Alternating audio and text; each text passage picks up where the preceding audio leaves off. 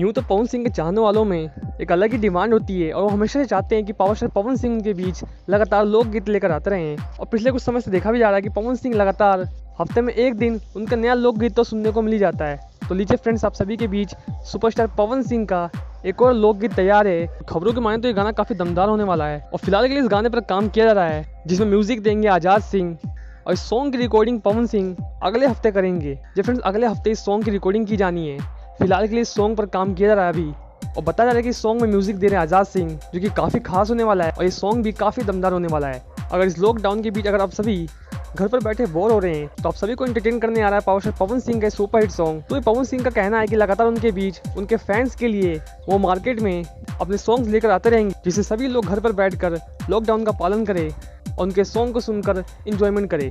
तो लॉकडाउन के तुरंत बाद आप सभी के बीच पावर स्टार पवन सिंह का बॉस का ट्रेलर भी रिलीज हो जाएगा। फिलहाल के लिए पावर स्टार पवन सिंह के सॉन्ग आप सभी के बीच आ रहा है, तो किस किस को बेसब्री से इंतजार है पावर स्टार पवन सिंह के सुपरहिट लोकगीत का, हमें कमेंट सेक्शन में बताइएगा। और आप सभी के हिसाब से वन डे में ये सॉन्ग कितने मिलियंस का आंकड़े को पार कर जाएगा, हमें कमेंट बॉक्स में बताइएगा।